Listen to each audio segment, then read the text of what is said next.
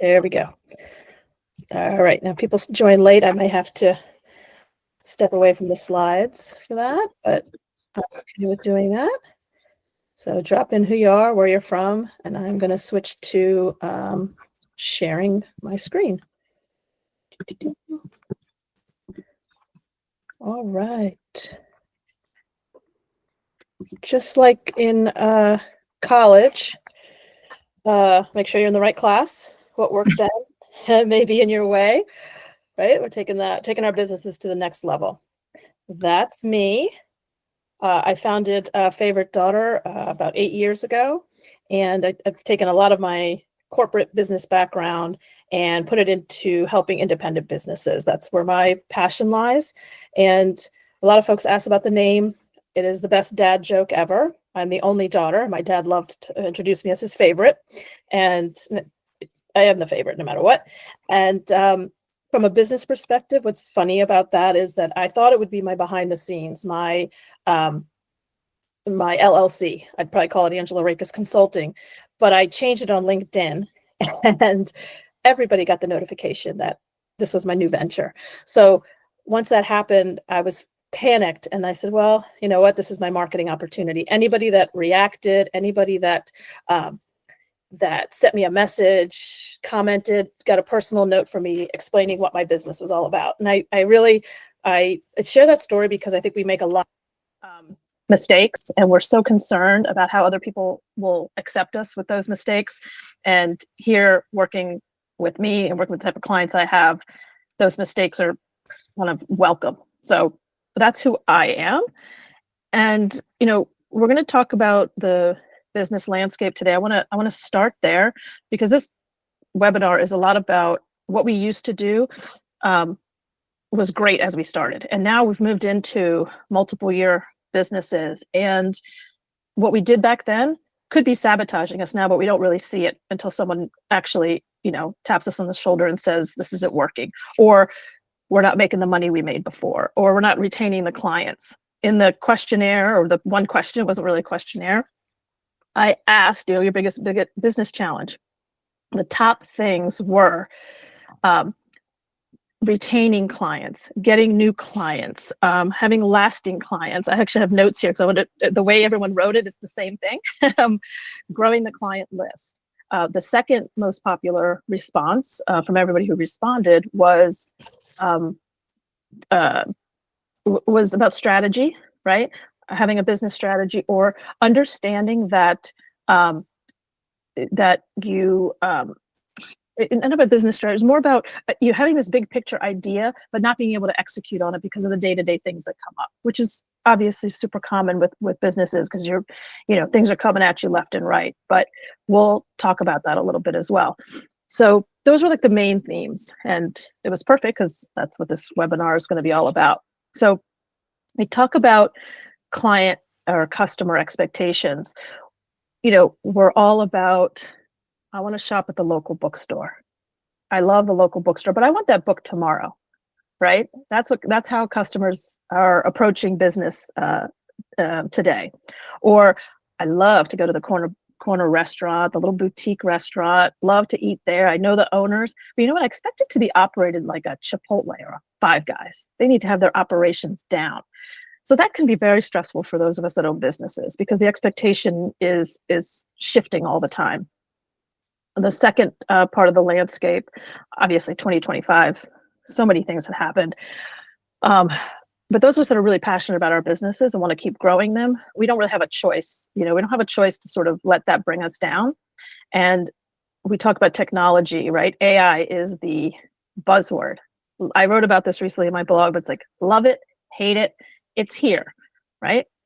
Those of us who are, in the analog days, some of you on this call were, we adjusted to, I gotta let that person in. We adjusted to, hi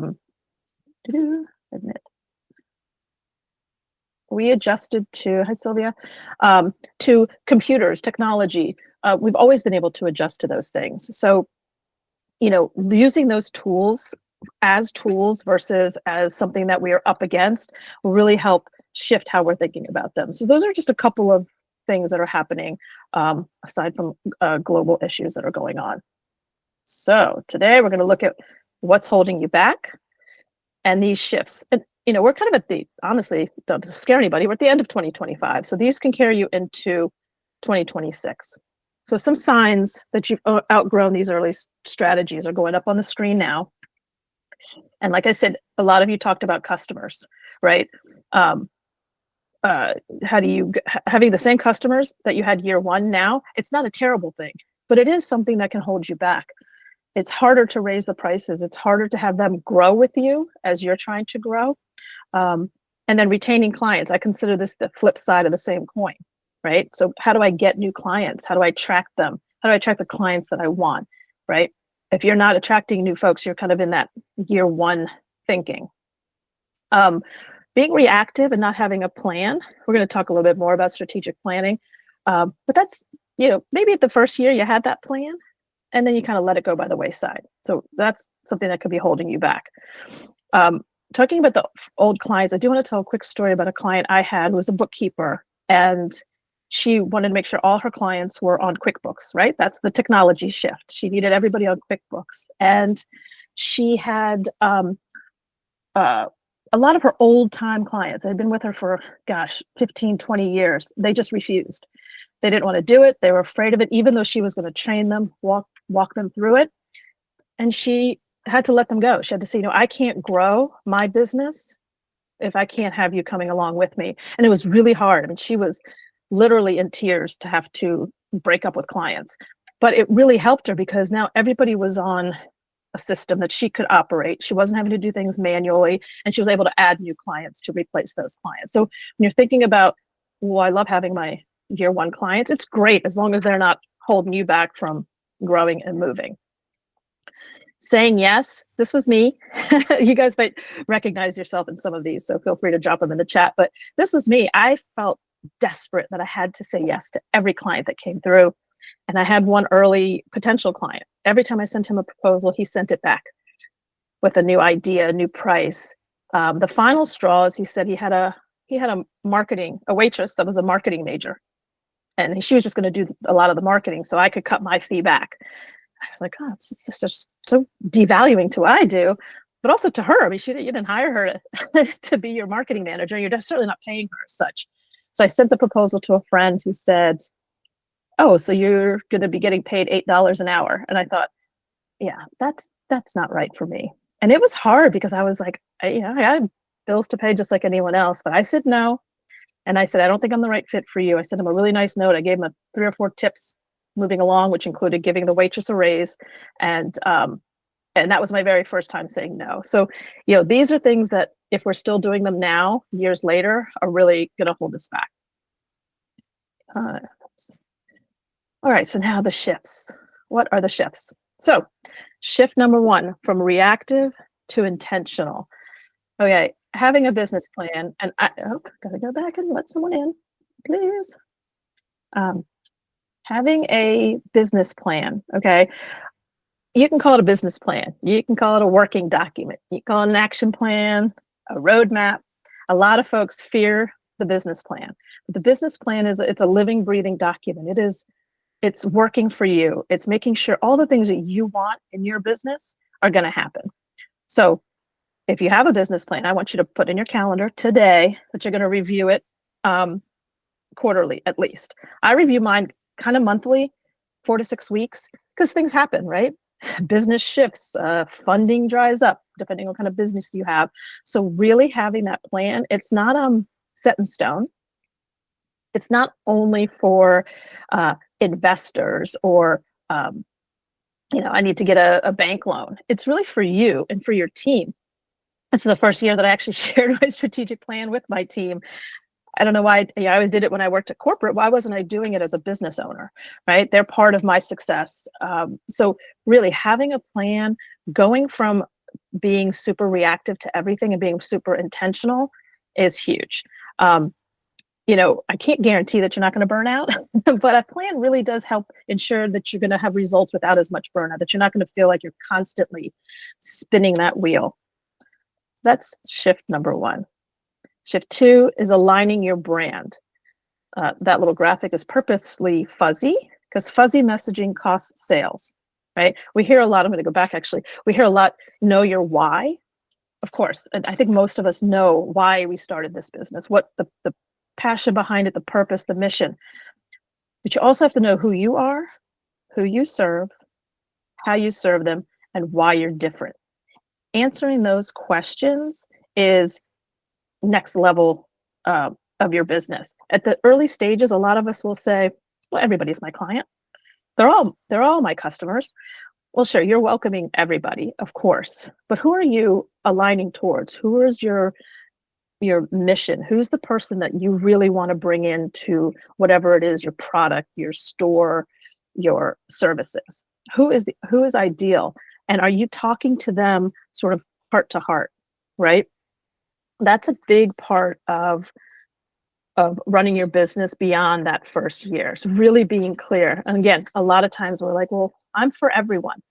You may be for everyone, but you're not gonna be able to target everyone. You're not gonna be able to really speak to everyone, right? The reality as an independent business is that you have to really get clear on your messaging, speak from your heart to theirs, know what's gonna attract them and what makes you different, right? A lot of folks, as a million business consultants, I could get up every day and kind of be sad about that, but nobody does it the way I do it. And I don't do it the way the next person does it. So really honing in on that and knowing this is what I do.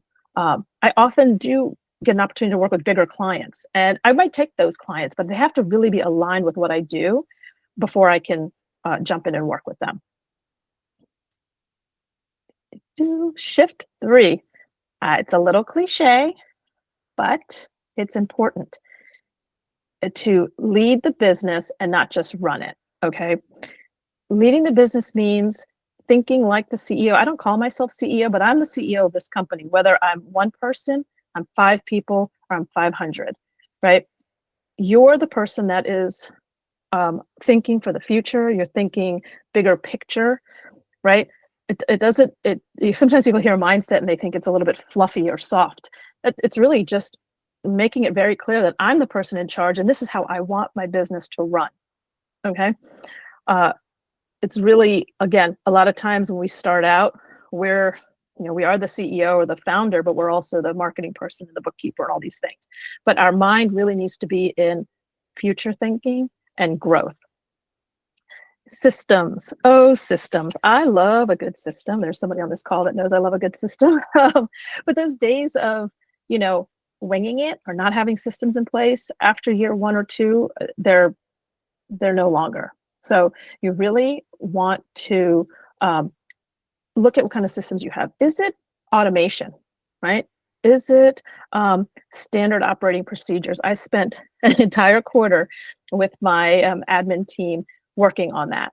So we knew how do when we do live streams, how do we do them? What is every single step?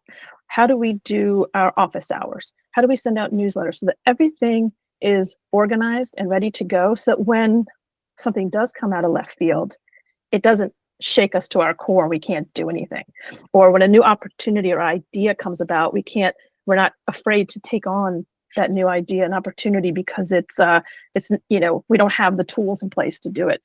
I mean, we spent the first quarter also looking at every business tool that we use, from QuickBooks to MailChimp email to Google Suite, to everything that we use to see, am I paying for things I don't need? Am I not paying for things that I could use? So systems really going to help you, especially if you're a 1 or 2 person team. And team. This one is one that a lot of folks shy away from because they think it's money out the door. I was that person for sure. And big shout out, I think some of my DCA virtual people are here, but I use a company called DCA Virtual. They're my back-end support for administrative services, social media services, design. And what I did is I spent 2 full weeks writing down all the things that I was doing that I didn't like to do, that I was not really qualified or good at, that I would love to have somebody help me with. And I created a job description and I sent it to them and they responded to that. So I was really clear on, I could use help here so that I can go grow my business, find new clients, do public speaking that I wanted to do, go to events that I wanted to attend. So no matter where your business is, think about the team around you. Is it bookkeeping? Is it social media? Is it administrative support? What's the thing that you're, afraid to put the money towards or put the attention to, that's really holding you back? Because to be a leader in the business means you need to have people around you. As a matter of fact, I also have groups of other female business owners that we get on the phone and we help each other. What resources do we have, and how do we work together so that we can all have this team around us? So think of a team creatively. Think of it as something that's going to help free you up to lead that business. Hey, any of these resonate? Feel free to drop them in the chat. I'll switch over so I can see. Those are the three. It could be all three. It can be all three. Who's got one? Anybody? All three. Yeah, a lot of us. All three. I hear you. I hear you. So I often ask, what's on the back burner, right? What have you put back there that is not moving forward and getting a little bit of attention, right? Some of these might resonate with you too. So drop your favorite one in the chat as well. Mine is going to be the last one. Right? Where is it? Yeah, when I win the lottery, then I'm going to do these things. We do this probably in our daily lives a lot, right? When this happens, then this will happen. When I have this, I'll have it. When I'm making more money, I will hire an admin. Versus if I had the admin to help me, I'd be out there finding new clients, really refining my messaging, doing all the things that I'm good at and that I want to do. So, there's no perfect time. There's always going to be something. There's always going to be something. So I want you to put that in your brain about what is it that's keeping me in this sort of back burner space, putting myself second, putting my business second, and being more reactive versus being really intentional on the kind of business I want to run. I'm going to take a little step to look at you all, see if there's any. Putting myself fifth. Putting myself fifth. I hear you. This is me, says Sylvia. I see you there. I get it. And the thing is that we're not alone in it, right? So, oops. Yes. So I'm going to transition to talk a little bit about why I do the work I do and how I got to this spot. And hopefully it can help you all as well. So I'm a cook. I'm somebody who went to culinary school. I love to cook on my stove. And I think a lot of people who even don't cook a lot, the front left burner is my burner. That's where I cook everything. That's where the heat goes when I'm making stuff. The back two burners, I don't even know what they're there for. They're there to hold the little tea kettle that I don't even use. It's there for decoration. And that is how a lot of us treat our business, right? We're putting the stuff in the back. One day, someday, whenever I get a chance. So I created this program that I had wished I had when I was maybe 2 years into my business. This is what I would have wanted. A 12-week program that has business strategy, right? Business strategy is that what we said about the CEO mindset. It was about what we said on planning, having a really good strategic plan. Brand marketing and sales. I was good at the marketing part, but without the business strategy, the marketing really doesn't help, right? And a lot of you spoke about clients, retaining clients, getting new clients. Before you can do the marketing, you have to have the brand, you have to have the strategy behind it. And the third part, which is the thing that I find the most helpful, is the implementation. Because I can hand you a strategy or we can work on a strategy together, but then what are you going to do with it? And who's going to be there to remind you or to hold your hand through, or where you can ask questions and say, you know what, I kind of want to do this, I'm not sure about that. So that's what the implementation is all about. Right? So what makes it different is we'll talk about these 3 specific shifts. It's small group consulting. I work with people together in a group. I love a group setting. I feel like it's more brain power for all of us. It's expert guidance without that one-on-one. And again, the implementation is so huge. So at the end of the 12 weeks, you get updated business strategy, a marketing plan tailored to your audience, and the systems for that sustainable growth. because ultimately we want to grow our business. And let me see. So that's my program as well. What we just covered, we'll go super deep into that over 12 weeks. I'm keeping it to 10 spots. The sessions are live. They are going to be on Tuesdays. You get community. A couple of additional bells and whistles that you would get is office hours. A lot of you come to my office hours. I love office hours. It's really a drop-in, come as you are, bring your biggest win, your challenge, the idea that you have that you want to share, troubleshooting. We do that once a month. We do deep dive work sessions. I used to call these Get Shit Done, and people didn't like that name, but that's what it is. I set a timer. We're on Google Meet just like this, on mute, but you come with the thing that you really need to work on. People come with their newsletter that they always forget to write to the last minute, the invoices that need to get sent out, the what do you call it? Job reviews that you do for their team that are sitting on that back burner. So deep dive work sessions seem to be like one of the number one things people love about working with me. All my clients are welcome to it. Plus you get one email blast about your business and one live stream interview with me to all my platforms where people can hear your story and learn about your business. So with that, I'll leave this up on the screen. I'm going to drop all my links into the chat so you have them if you need to go find me. You can, if you're so motivated, you can sign up today. If you just want to schedule a call with me, we can do that too. And I'm going to open up to questions, comments, ideas. Here's my links if you need it. I have a question, Angela. Yes, Miss Melina.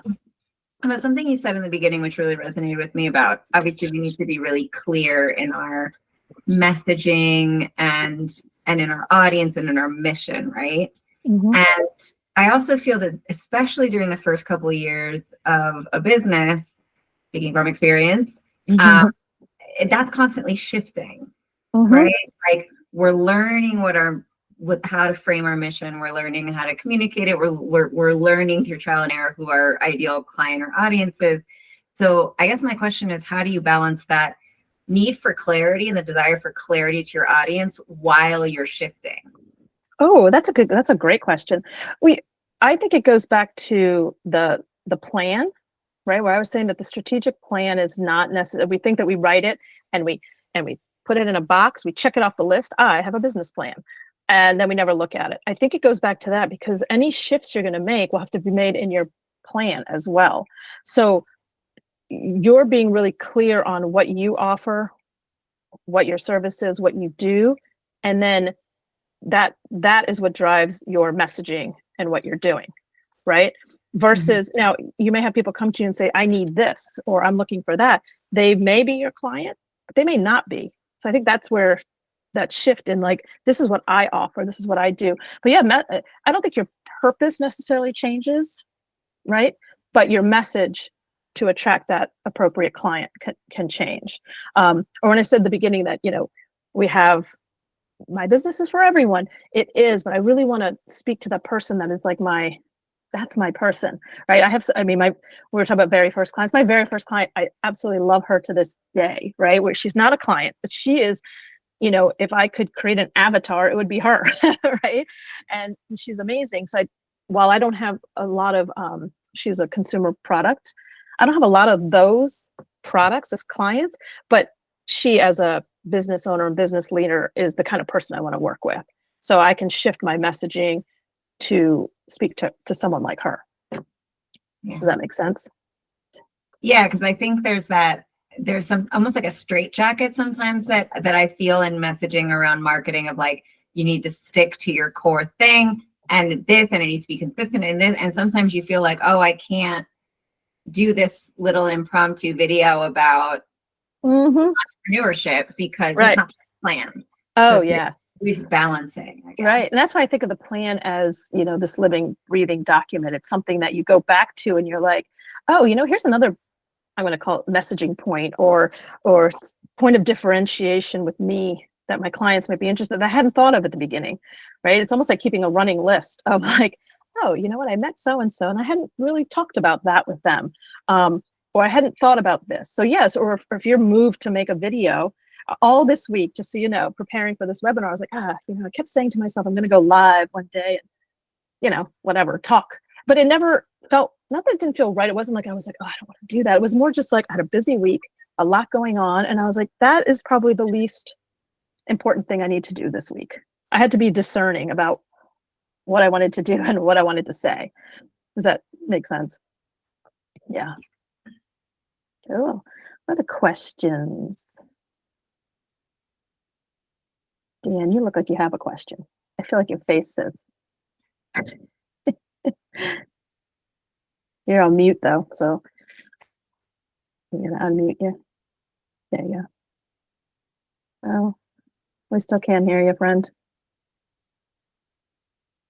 Oh, what's going on?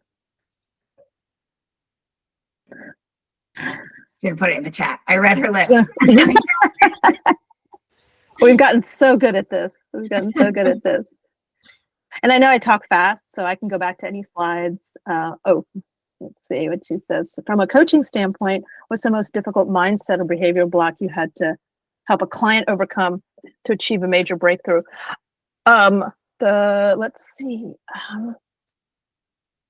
The most difficult mindset behavioral block. I think it kind of goes a little bit to what Melina said, is being very fixed. Like, this is the way I did it in the beginning, and this is the way I shall do it until the dawn of time. And just being able to show them that what they did just wasn't really working. So it was almost like, why are we working together if what you did was working all this time? So I think it's like grasping on and holding on for dear life, because it's what we know. We started the business this way. I mean, I thought I would only work with food, retail, hospitality. Those were kind of my areas. And when COVID happened, I realized that other small businesses are small businesses, right? I had my very first client that was an artist. My very first client that was a psychiatrist who had 20 employees and 3 offices. And now no one's coming to the office and there's no referrals. So a lot of times it's just this idea that I'm so strict on what I do. But again, you have to have a little bit of wiggle room in there, right? It's almost like hard to niche down and also have wiggle room.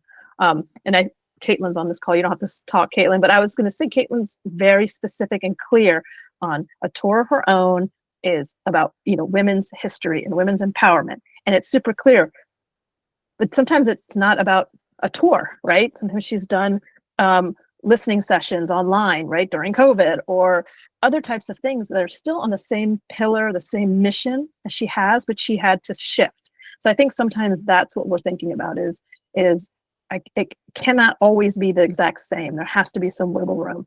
I always say if you're too rigid, you're not going to bend, you're just going to snap in half. So other way to think about it. Who else? Other questions? Comments? So we should really have, so what should we really have on our roadmaps? So many things should be on your roadmap. Well, you're going to have to sign up for Front Burner to find out. No, I'm just kidding. The roadmap is the first part is like the why, right? The mission, the purpose of this. Why does this business exist at all? Like, what's the purpose of me doing this? It should include your audience. It should include your values. It should include, if you can, this is the part people fear, which I would force you to do. It should have the financial part, right? What do I charge for this item, service? I see your face, Melina. What do I charge for this thing? What does it cost me? I mean, I've worked with people, I'll say the F word, financial. I've worked with people who are literally have a product to sell in a store, but don't know the cost of the ingredients, the cost of the packaging, and all of those things that go into it. And I don't know it necessarily. I don't know what your chocolate chip cookies entail, but having those financials, and again, when you do your first draft, it might not be perfect, but have those sections outlined. Your audience, how you're delivering the thing that you're delivering, right? Is it a service? Is it a good? If you have an actual tangible product, where's that ideal customer? Is it going to be on your website? or are we going to sell it through retail? Just everything about your business goes in there in clear, easy to understand sections. My strategic plan has, that's kind of like the bigger picture stuff. And then my strategic plan has the sections I have, if I can remember off the top of my head, are my goals for the year. I try to have them really broken down by quarter. So I'm not, again, a lot of us on this call, I know a lot of you are overachievers. We're going to add 20 goals to the first quarter. I feel like I'm talking to you, Melina, directly. I'm going to do 20 different things in the first quarter. And one major goal per quarter. Like, what are you really going to do? Because when you start throwing all that stuff in there, you're not going to get to any of it. And that doesn't mean the things that you find important in January that you're putting in that plan aren't still important because they didn't get done. It's like, I'm going to break them down, right? Like I said, my first quarter was all about back office operations type stuff. The second quarter was about building my email list, which I absolutely hated to do, right? The third quarter, you're right, this is what the third quarter is about, right? Is connecting more with the people that I want to engage with. So being very clear on what those are and then breaking it down by quarter and really being specific. This is the stuff I'm going to do. What it also helps is avoiding the shiny new toy, right? Ooh, there's an opportunity over there that literally doesn't align with my goals at all, but it's really cool and super interesting. A particular client who every time there was an opportunity to do like demoing or sampling at a farmer's market, at a wherever, pop-up, she jumped on every single one. It didn't matter what neighborhood it was in. It didn't matter. And she thought she was hustling. I'm hustling. I'm doing the thing. It's like, that's not even your audience. You're now spending 12 hours there versus doing other things, but it was like somebody asked her. So she felt like obligated and excited. Look, someone's interested in me, but you have to stop and discern and be like, that's not really for this quarter. That is something I want to do. And I'm going to stay in touch with that person and thank them so much. And then I'm going to kind of move along from there. So does that answer? Yeah. Yep. Who else? I know I went fast, so we got nothing but time. I'll jump in here. Well, I liked what you just said about really like prioritizing some of the things that you need to do. I'm sitting here at my desk and like I had so much of this stuff in my head, like just constant like projects. And it was in my head for a really long time. And I was like, you need to get it out. So I dumped it onto all of these index cards. And now I'm like, well, what do I do with them? But it's like really good to hear that. Yeah, just like you don't have to do all of them and you just have to figure out how to prioritize them. Right. So that's just I love how you did that. And I love, because for some people it's the tangible, right? Having it on the index card is super helpful. I worked with a woman who she was Post-it note queen. She had them all around. And at the end of the day, she had no Post-it notes up. But during the beginning of the day, and that was her system for prioritizing the day. But you can do like with what you have there is almost like put them in little categories too. They can either be like categories by business challenge, I'll call it, right? Like this is my marketing thing, this is my financial thing. You could do them that way, or you can be like, these are the ones I know based on my business, I want to get them done, because I know like you travel during certain parts of the year, you're not kind of in DC at that time. So maybe it's like, oh, these are things I'm not going to do while I'm out traveling. So these are Q2, Q3 things, right? Or whatever time period it is. And that way you kind of know. And so like sometimes I use Asana as my project management tool. Something will pop up. Thank you, Deanne. I'm becoming the Asana queen. Something will pop up that is really, it's in my strategic plan for Q4. And it'll break my heart to be like, oh, I have to move this to Q4 now. It arose today. It wants to be done today, but I really have broken it down where I'm like, no, this is not for today. This is not for right now. This is something for future of this business. And I also keep in my strategic plan, like the ideas that have come up, right? So if we've gotten through 2 quarters and I'm like, oh, I had this really cool idea. I couldn't really execute on it at the time, but I know this is going to be a really good thing. I'll just save it. I'll just save it. When I put it on a card, save it on that plan. So when I go back each quarter or each month, I'm like, oh yeah, that's coming back up to me. Mm-hmm. Yeah. So a question sort of attached to that, I think, is I think I'm going to ask you this through your coaching perspective, because for me, it's going to apply in a couple ways. But when you're, running like a coaching program and mentoring people, how are you guiding them, like compared to this is what I want to teach, this is what I know about business, here are my slides, and you're an individual company, you have unique needs. This is the group session, that's what you're getting. This is one-on-one, and that's what you're getting. And I think part of the reason that I ask that is as I go to look for help, like right now I'm looking for someone to help me with like a newsletter. It's overwhelming to me to have to talk through every single thing I want done, because then I'm like, well, shit, do it myself, Yeah. I also don't want to be put into someone else's or just kind of copy and pasted. And that's kind of where I'm in where to find help and find people.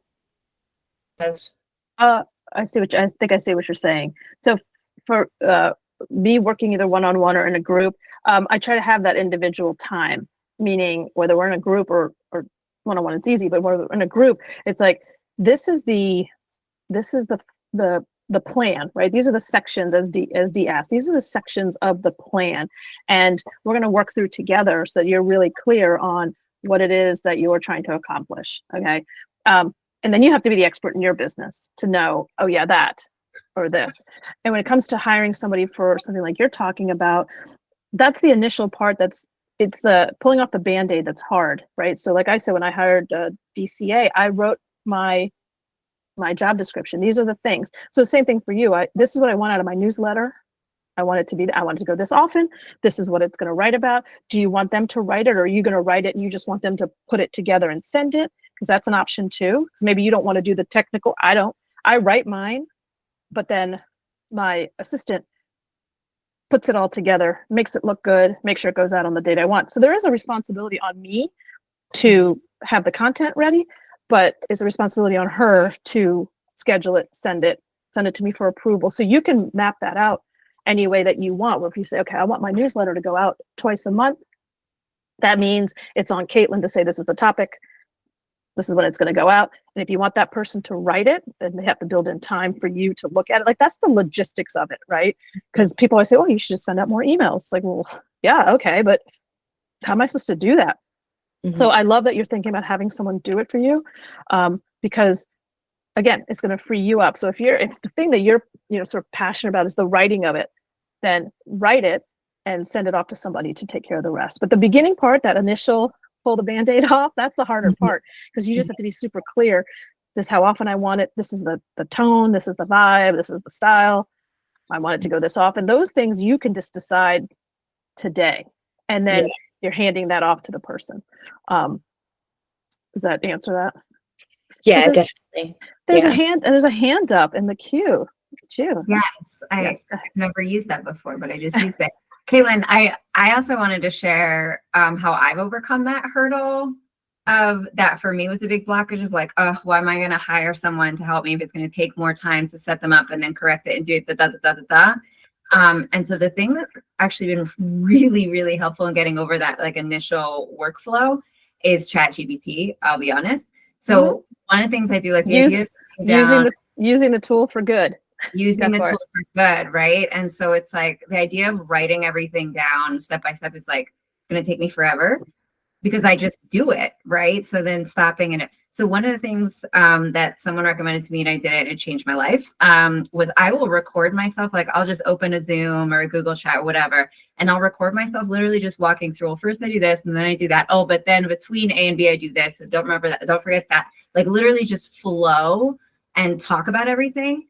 You take the recording and you put it into a Chat GPT or something, and you say, take this information and create an SOP as if you're sending it to your virtual assistant who you want to get it perfectly, blah, blah, blah.